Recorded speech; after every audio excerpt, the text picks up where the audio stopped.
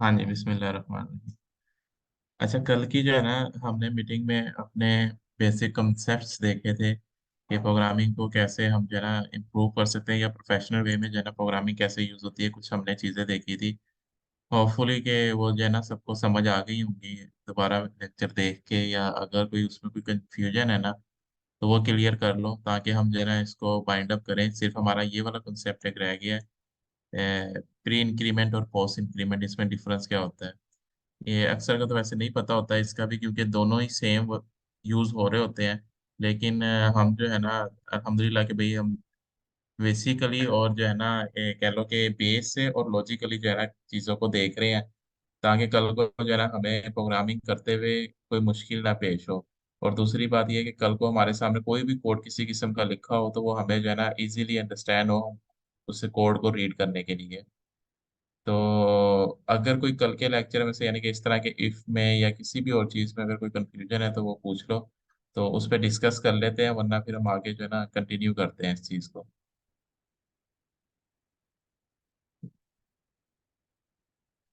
चलो ठीक है, फिर हम ये देखते हैं प्री इंक्रीमेंट और पोस्ट इंक्रीमेंट। कल जो हम चीज़ देख रहे थे वही देख रहे थे कि भाई हमारे पास किसी भी वेरिएबल में जो है ना इंक्रीमेंट करवाने के लिए या कैड करने के लिए वे कितने हैं हमारे पास। तो हमने कहा था कि हमारे पास तीन वे हैं, ठीक है, जिसमें से दो वे थे ना वो हमने डिस्कस कर लिए थे, जो कि ये वाले हैं, ठीक है। तो एक चीज ये है कि ये वाले जो दो वे है ना, ये हर चीज में इम्प्लीमेंट हो जाते हैं, यानी स्ट्रिंग हो, इंटीजर हो, फ्लोट हो, कोई भी चीज हो ना उसमें इम्प्लीमेंट हो जाते हैं। लेकिन ये जो प्री इंक्रीमेंट और पोस्ट इंक्रीमेंट है ना, ये सिर्फ इंटीजर जो वेरिएबल होंगे ना उसमें यूज होंगे, ठीक है। ये स्ट्रिंग में नहीं यूज हो सकते या करेक्टर में नहीं यूज हो सकते आपके, ठीक है। तो इसलिए ये सिर्फ टोटली यानी कि रेलिवेंट है इंटीजर के साथ।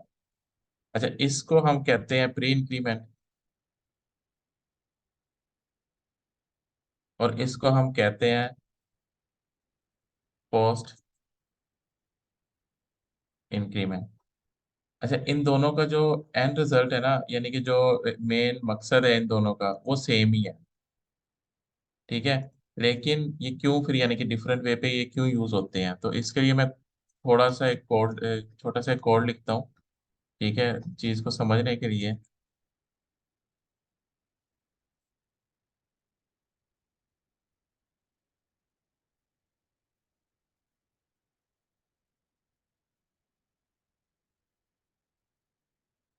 मैंने दो वेरिएबल लिए, ठीक है। उन दो वेरिएबल को मैंने क्या किया, यानी कि दोनों को वन वन असाइन कर दिया। एक एक्स का वेरिएबल है, एक वाई का वेरिएबल है। पहले मैंने जो है ना उन वेरिएबल को अपनी आउटपुट में डिस्प्ले करा दिया।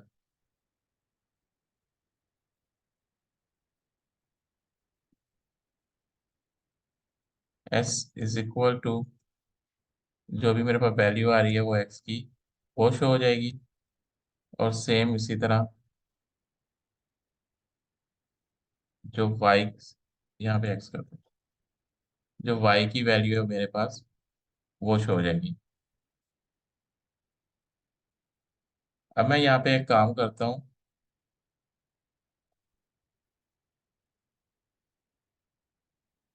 सेम ये वैल्यू यूज करता हूँ। इसके अंदर मैं क्या करता हूँ, पोस्ट इंक्रीमेंट कर देता हूँ। और इसके अंदर मैं क्या करता हूँ, प्री इंक्रीमेंट कर देता हूँ, ठीक है। और सेम यही वैल्यू इधर नीचे भी शो करता हूँ, यानी कि सिक्स टाइम जो है ना ये, यानी कि सिक्स हमारे पास ये आएंगी। और यहाँ पे मैं लिख देता हूँ ये क्या है हमारे पास, पोस्ट इंक्रीमेंट। और ये हमारे पास क्या है, प्री इंक्रीमेंट। और नीचे अगेन दोबारा इसकी वैल्यू शो हो रही है, ठीक है। अभी तक जो हम कहते हैं कि इसमें इसके रिजल्ट में यहाँ पे वन और वन शो होगा, क्योंकि दोनों की वैल्यू वन वन है। ये क्योंकि इंक्रीमेंट हो रहे हैं तो इसके लिहाज से हमारे पास यहाँ पे टू और टू शो होना चाहिए, और यहाँ पे हमारे पास दोबारा टू और टू शो होना चाहिए, ठीक है। तो अब हम इसका ना रिजल्ट देखते हैं।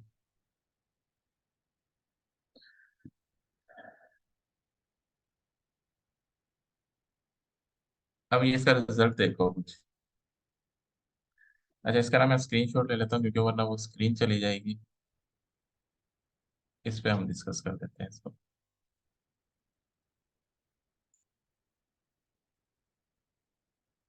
हाँ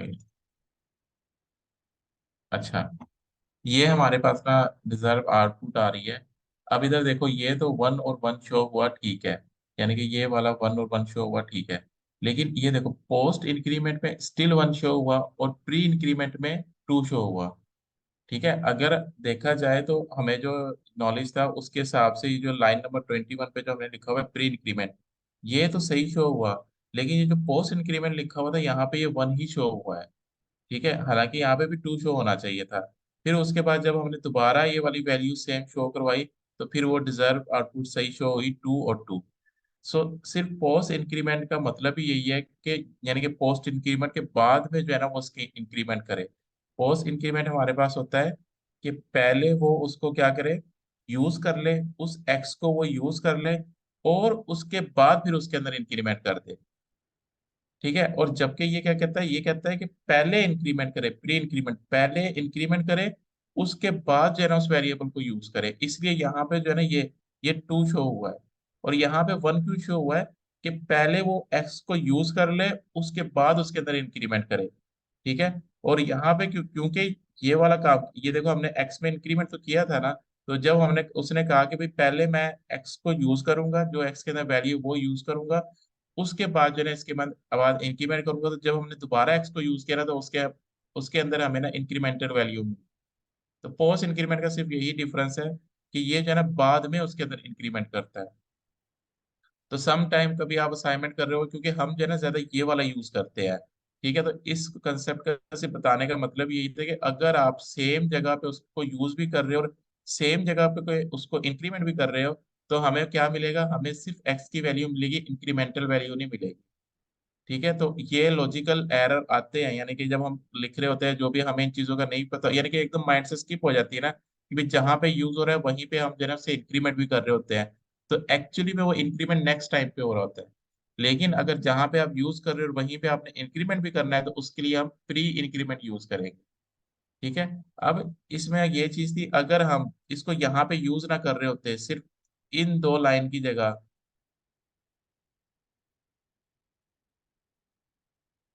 इन दो लाइन की जगह हमारे पास ये चीज होती।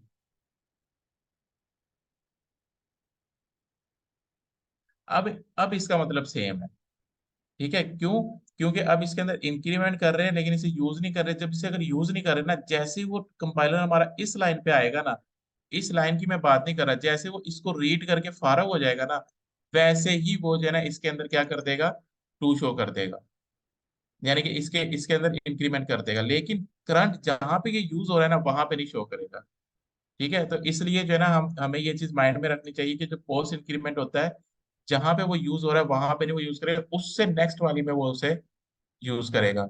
और इसकी मैं कम्प्लेक्स अगर आपको एक चीज कहूँ, तो वो ये है, देखो।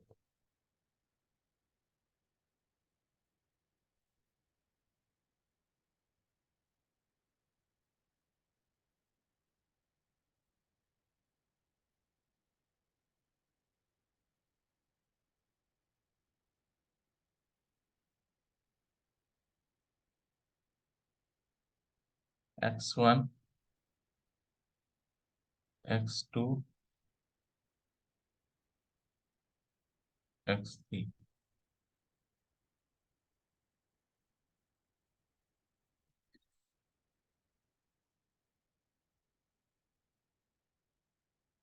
सॉरी, मुझे यहाँ पे स्पेस देनी चाहिए।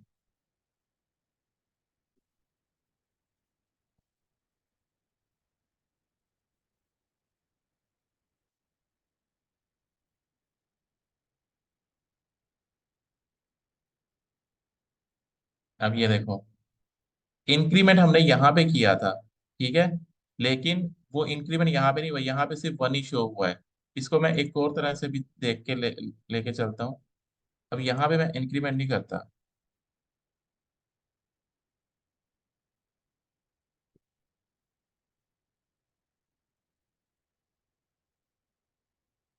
ये देखो, यहाँ पे उसने पोस्ट इंक्रीमेंट कर दिया, लेकिन क्योंकि हमने पोस्ट इंक्रीमेंट किया तो पहले वेरिएबल यूज हो गया, उसके बाद उसने इंक्रीमेंट कर दिया। तो जैसे ही वो नेक्स्ट टाइम उसने रीड किया एक्स को, हालांकि वो सेम लाइन है, इसलिए मैंने कहा था कि नेक्स्ट, यानी कि वो सेम लाइन पे वो जो है ना वो अगर यूज करे तो उसको वो फिर हम, यानी कि वो इंक्रीमेंट शो करेगा। इधर है,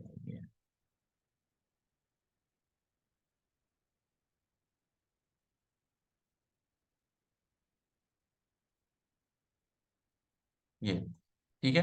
यहाँ पे इसने इंक्रीमेंट कर दिया, लेकिन क्योंकि ये यहीं पे यूज हो रहा है तो इसने इसको यूज नहीं किया।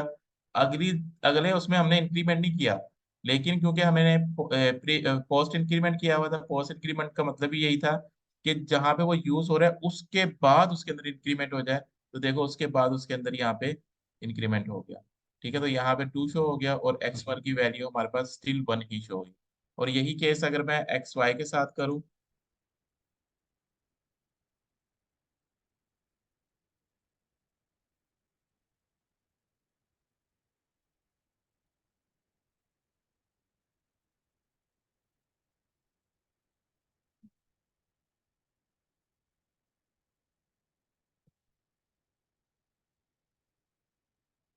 तो अब ऑब्वियसली क्या होगा कि इधर भी 2 शो हो गया और इधर भी 2 शो हो गया। ठीक है, यानी कि y1 की वैल्यू भी 2 है और y2 की वैल्यू भी 2 है, क्योंकि हमने यहाँ पे प्री इंक्रीमेंट के पहले इंक्रीमेंट हो फिर वेरिएबल की वैल्यू यूज हो, और यहाँ पे हमने सिंपल उसे ही रखवाया था, इसलिए यहाँ पे जो है ना कि ये हो गया। तो इसलिए कभी हमने जो है ना कंसोल पे इस तरह यानी कि कंसोल पे या किसी वेरिएबल में ऐसे रखवा रहे हो, तो ये चीज हमने ध्यान में रखा करनी है कि जो वैल्यू स्टोर हुई है उस वक्त उसकी वैल्यू जो होगी वो स्टोर होगी। अगर प्री इंक्रीमेंट किया होगा तो पहले इंक्रीमेंट होके फिर स्टोर होगी, और अगर पोस्ट इंक्रीमेंट किया होगा तो पहले वैल्यू स्टोर हो जाएगी और उसके बाद वो इंक्रीमेंट करेगा, यानी नेक्स्ट टाइम वो जहाँ पे यूज होगा वहां पे वो जो है ना उसके अंदर इंक्रीमेंट करेगा। अब नेक्स्ट टाइम का मतलब हो सकता है सेम लाइन भी हो और हो सकता है नेक्स्ट लाइन भी, यानी कि जहां पे भी वो नेक्स्ट टाइम यूज होगा ना उसमें वो इंक्रीमेंट हुआ होगा, लेकिन जहां पे करंट यूज हो रहा होगा उसमें इंक्रीमेंट नहीं हुआ। ठीक है, ये एक मेजर कॉन्सेप्ट है, क्योंकि इसकी वजह से जो है ना एरर ट्रेस करने में थोड़ा यानी कि हर्डल्स पेश आती है कि भाई वैल्यू तो मैंने इंक्रीमेंट कर दी है लेकिन हुई क्यों नहीं वो, यहाँ पे वैल्यू उतनी क्यों शो हो रही है, जब वो वही वेरिएबल हम नीचे देखते हैं तो देखते हैं वहां पे इंक्रीमेंट आया होता है। तो इसलिए ये जो है ना, यानी कि माइंड में ये वाला कंसेप्ट होना चाहिए हमारे पास कि प्री इंक्रीमेंट क्या होते हैं और पोस्ट इंक्रीमेंट क्या होते हैं। तो यहाँ तक किसी, यानी कि ये इस कंसेप्ट में किसी को कोई कंफ्यूजन है तो बता दे।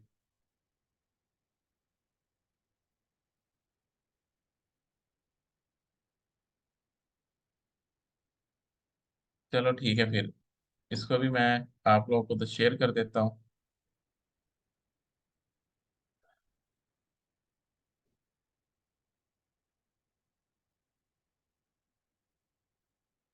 ये हो गया।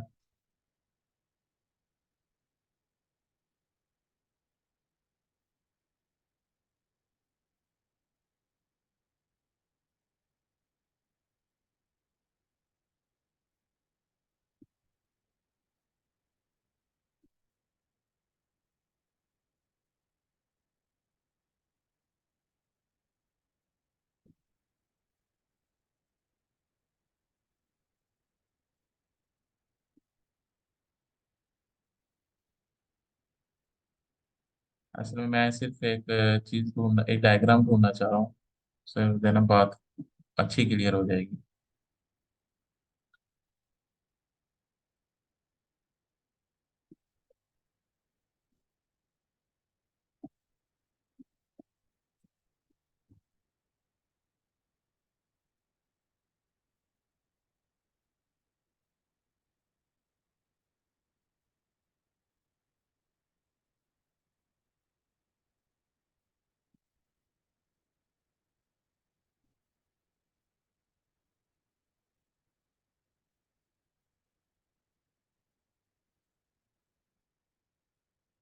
चलो फिलहाल अभी इसको देख लेते हैं हम। ठीक है। अच्छा जी, अब हम जो है ना एक चीज करने जा रहे हैं जो कि बहुत अहम अहम कॉन्सेप्ट है प्रोग्रामिंग के अंदर, और ये अब ओप का कॉन्सेप्ट है। ठीक है, अभी तक ये जितने हमने देखे यानी कि ये कह लो कि लॉजिकल कॉन्सेप्ट से जो हमने सीखे हैं। ठीक है, और इंशाल्लाह ये आगे बहुत फायदा देंगे जब हम जो है ना कोड चैलेंज करना शुरू कर देंगे, क्योंकि आज से इंशाल्लाह सही कोड चैलेंज शुरू हो जाएंगे, क्योंकि आज जो हम मेजर चीज करने लगे हैं ना उसका बहुत बड़ा रोल है प्रोग्रामिंग की दुनिया में। ठीक है, और वो क्या चीज़ है, उसको हम कहते हैं फंक्शंस। ठीक है। अभी तक जो हमने देखा था कि हमने यानी कि बिल्ट इन फंक्शन ना काफी ज्यादा यूज की है। ठीक है, अभी बिल्ट इन फंक्शन पे भी आते हैं। लेकिन फंक्शन एक्चुअली होता क्या है, अगर इसकी सिंपल डेफिनेशन देखें या कह लो कि इसको सिंपल वर्ड्स में हम कहें ना, तो किसी भी प्रोग्रामिंग या लाइन ऑफ कोड को जो है ना ग्रैब कर देना, यानी कि एक खास एरिया में उसको जो है ना, यानी कि उसको ग्रैब कर देना या उसका रैपर लिख देना, उस चीज को फंक्शन कहते हैं। ठीक है। ऐसे लाइन ऑफ कोड जो एक किसी भी खास कह लो कि एरिया में या किसी भी एक खास फंक्शनैलिटी के साथ जो है ना लिखे जाए ना, उसे हम फंक्शन कहते हैं। हालांकि होता ये भी लाइन ऑफ कोड ही है। ठीक है, इसमें कोई वो इतनी वो नहीं होती कि भाई यानी कि कोई डिफरेंट वे होता है इसको लिखने का, ऐसा कुछ नहीं है। सेम जो हमने पढ़ा हुआ है सब कुछ इसमें भी, फॉर लूप सब सब चीजें यूज होंगी। लेकिन फंक्शन एक्चुअली है क्या, फंक्शन सिर्फ इतनी सी चीज है कि जहाँ पे हम लाइन ऑफ कोड को जो है ना ग्रैब करते हैं आपस में। ठीक है, फॉर एग्जाम्पल मैं इस लाइन ऑफ कोड को भी एक फंक्शन के अंदर लिख सकता हूँ। ठीक है, या मैं किसी भी एक ऐसी फंक्शनलिटी को जो मैंने इधर लिखी हुई है, इसको भी मैं एक क्या नाम है उसके अंदर फंक्शन के अंदर लिख सकता हूँ। ठीक है। फंक्शन का मेन फायदा क्या होता है कि क्यों हम फंक्शन बनाते हैं, सबसे बड़ी रीजन जो मेन एजेंडा है हमारा प्रोग्रामिंग को यानी कि इम्प्रूव करने का, जो कह लो कि प्रिंसिपल है प्रोग्रामिंग का एक। ठीक है, वो सिर्फ यही है कि रीयूजेबिलिटी जो है ना, वो यानी कि कम से कम हो, यानी कि जो हमारा लाइन ऑफ कोड जो लिखा हुआ है ना, वो कम लिखना पड़े, लेकिन यानी कि रेपिटेशन जो है वो कम से कम हो और रीयूजेबिलिटी ज्यादा से ज्यादा हो, यानी कि सिर्फ एक जो वो कोड लिखा हुआ है उसको हम ऐसा लिखें कि वो दोबारा यूज हो सके। ठीक है, ऐसा ना हो कि भाई यानी कि हमने वो कोड लिख दिया हुआ है, ठीक है, उसको यानी कि सेम वही फंक्शनैलिटी लेने के लिए हमें वही पीस ऑफ कोड दोबारा लिखना पड़े। इसकी मैं एग्जांपल देता हूँ कि जिस तरह अभी हम एक इंटीजर स्ट्रिंग में, बल्कि हम एक वैल्यू स्टोर करवाते हैं,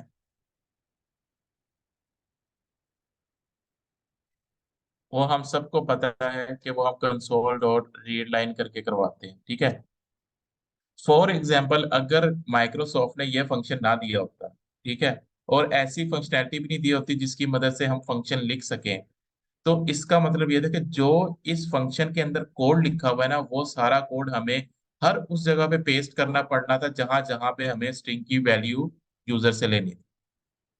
लेकिन उन्होंने क्या किया कि वो लाइन ऑफ कोड जो स्ट्रिंग की वैल्यू यूजर से लेता है उसको ग्रैब कर दिया है एक फंक्शन में, और उस फंक्शन को क्या बना दिया है, सिस्टम फंक्शन, या यानी कि वो एक user defined built in function बना दिया। ठीक है, तो उन्होंने यानी कि ये एक क्लास है, इसको हम बाद में डिस्कस करेंगे, लेकिन ये जो है ना उस क्लास के अंदर इन्होंने ये एक फंक्शन बना दिया है जिसको उन्होंने क्या कर दिया, बिल्ट इन फंक्शन कर दिया, यानी कि इस तरह का फंक्शन इस क्लास के अंदर सिर्फ आपको यही मिलेगा। ठीक है, और ये क्योंकि ऑलरेडी डिफाइंड फंक्शन है, ये हमें कहीं पे इसकी डेफिनेशन नहीं देनी पड़ी, कहीं पे इसे हमें डिक्लेयर नहीं करना पड़ा, कहीं पे ये वाला फंक्शन के नाम से हमें कुछ नहीं बनाना पड़ा, डायरेक्ट उन्होंने हमें बना के दे दिए भाई, जिसकी वजह से ये कहलाता है built in function. Built in function की डेफिनेशन हमने पहले भी देखी थी कि ऐसे फंक्शन जो हमें ऑलरेडी अवेलेबल है, this is called built in function. ठीक है ना, यानी कि ये डेफिनेशन वो उससे भी वर्ड से भी क्लियर है कि बिल्ट इन, जो ऑलरेडी बिल्ड हुआ है इसमें। ठीक है, अब बात वापस वहां पे लाऊंगा कि भाई अगर ये हमने यानी कि उन्होंने ये फंक्शन ना बनाया होता और हमें पता होता कि फॉर एग्जांपल ये 6 या 7 लाइनें हमें ऐसी लाइनें हैं जो यूजर से स्ट्रिंग इनपुट लेती हैं, तो हमें हर बार जब भी ये स्ट्रिंग के अंदर वैल्यू चाहिए होती यूजर से, तो हर बार हमें ये 6 या 7 लाइनें लिखनी पड़ती।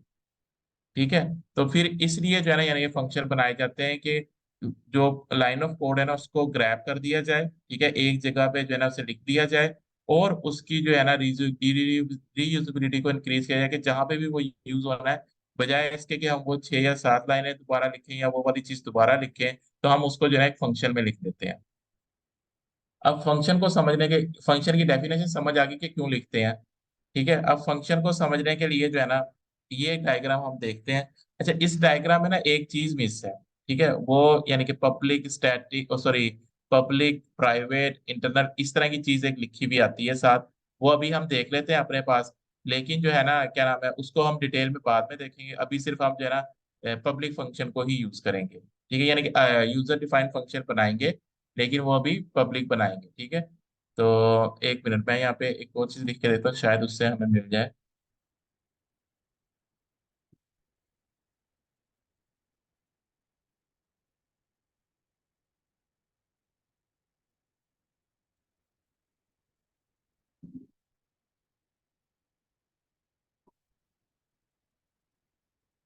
नहीं, मेरा ख्याल नहीं दे रहे।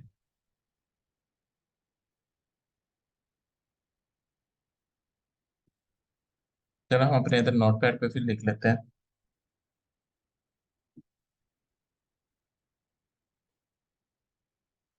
अच्छा, पहले ये कीवर्ड आता है पब्लिक का, ठीक है। उसके बाद जो है ना यहाँ पे कुछ भी आ सकता है। अच्छा, जब मैं ये इस ब्रैकेट में लिखूंगा ना, तो इसका मतलब है कि इनमें से एक, ठीक है। यहाँ पे इंट भी आ सकता है, यहाँ पे स्ट्रिंग भी आ सकता है, यहाँ पे चार भी आ सकता है, और यहाँ पे मैं अगेन ईटीसी करने लगा हूँ, लेकिन एक चीज और लिखने लगा हूँ, वॉइड भी आ सकता है, ठीक है। इसके बाद अगेन फंक्शन नेम आएगा, फिर ये ब्रैकेट आएगी, फिर अगेन यहाँ पे इंट आई भी आ सकता है, यहाँ पे स्ट्रिंग एस भी आ सकता है, यहाँ पे चार सी भी आ सकता है, और ब्रैकेट में लिख रहा हूँ नथिंग, और यहाँ पे ईटीसी, यानी इसके अलावा भी इस तरह की कोई चीज आ सकती है। ये फंक्शन हो गया। इसके बाद इसकी ब्रैकेट स्टार्ट होती है, और ये हमें रूल पता है, जहाँ पे ब्रैकेट स्टार्ट होगी तो उसकी कोई ना कोई ब्रैकेट क्लोजिंग भी होगी, ठीक है। अब जो है ना, ये फंक्शन को समझो, ये वाली चीज हम बाद में देखेंगे, ठीक है, कि भाई यानी कि ये क्या होती है, क्योंकि जब हम ये डिटेल में जाएंगे ना इंशाल्लाह, तब देखेंगे इसको। अच्छा, एक मिनट। हाँ बिल्कुल, ये अबू ने पिक्चर सेंड की है, तो यही मुझे चाहिए पिक्चर एक्चुअली, ठीक है। यहाँ पे जो है ना, अच्छा ये जो है ना, ये फंक्शन नेम आ गया। मेथड, अच्छा ये एक बात मैं स्किप कर गया हूँ, कि फंक्शन वर्ड जहाँ पे आई है, मेथड जहाँ पे आए, दोनों का सेम मतलब है। फंक्शन प्योरली हम सी प्लस प्लस जावा इनमें यूज करते हैं वर्ड, एज अ वर्ड, ठीक है। लेकिन मेथड भी अगर कोई बोल देता है तो वो गलत नहीं होता, ठीक है।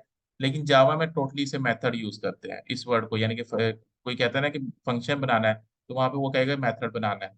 लेकिन ये सेम चीजें प्रैक्टिकल लाइफ में, या कह लो कि एक्चुअल लाइफ में ना, सेम एक दूसरे के अल्टरनेटिव भी यूज होती हैं, फंक्शन और मेथड। अच्छा, अब इसमें जो है, जो पहला है ना, ये इसे एसएस मॉडिफायर कहते हैं, ठीक है। ये जो एसएस मॉडिफायर होते हैं ना, ये चार किस्म के होते हैं, डिस्कस हम बाद में करेंगे। लेकिन अभी हम ना सिर्फ पब्लिक यूज करेंगे, छोटे छोटे से कंसेप्ट हैं इसके, ठीक है। अभी हम पब्लिक यूज करेंगे, ठीक है। तो इस पे अभी कोई कोई क्यूरी नहीं करेगा कि ये पब्लिक ही क्यों कर रहे हैं हम, ठीक है, क्योंकि इसको हम डिटेल में बाद में देखेंगे। अच्छा, यहाँ पे जो है ना, उससे अगला क्या आता है, रिटर्न टाइप।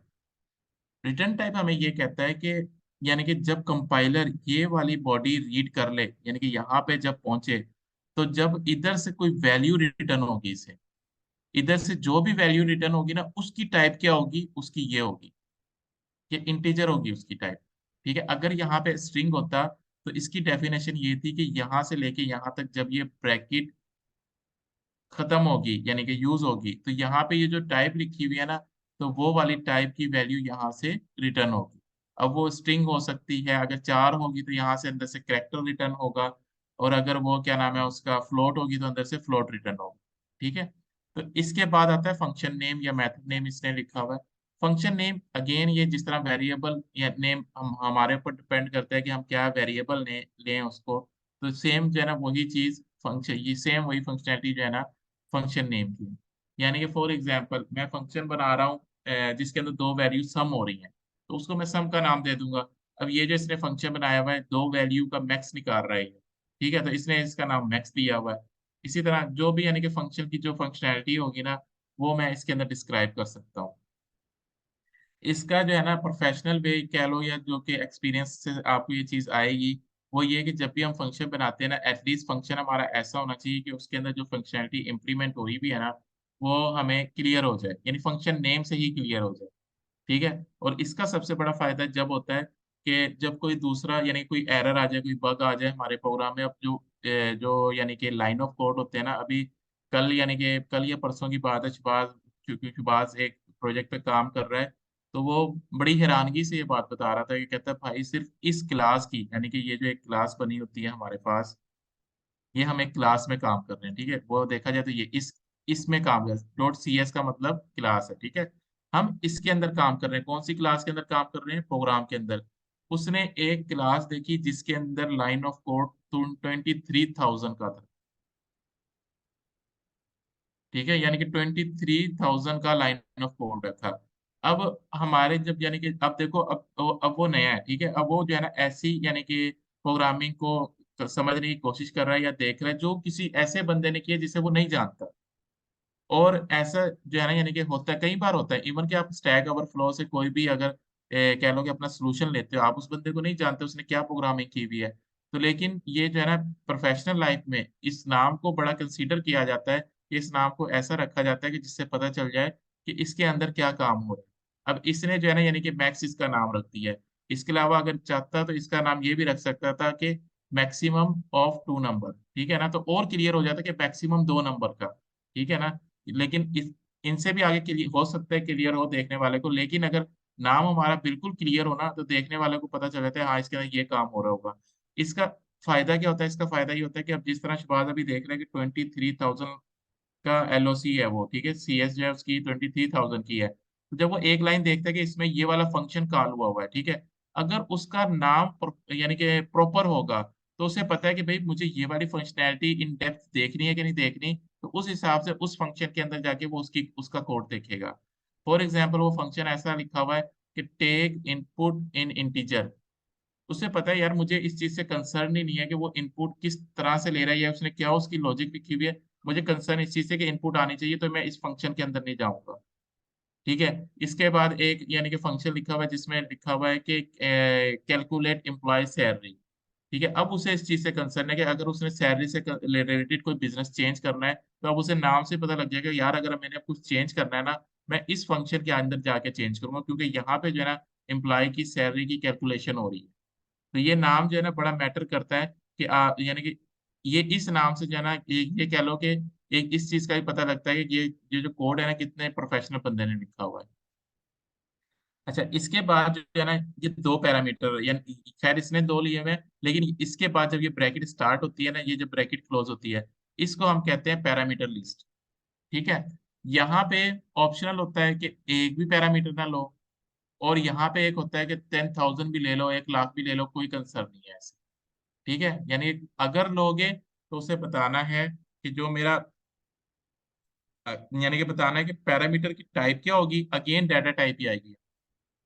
उसके बाद अगेन वेरिएबल नेम, कि भाई उस पैरामीटर की टाइप ये है और उसका वेरिएबल नेम ये है।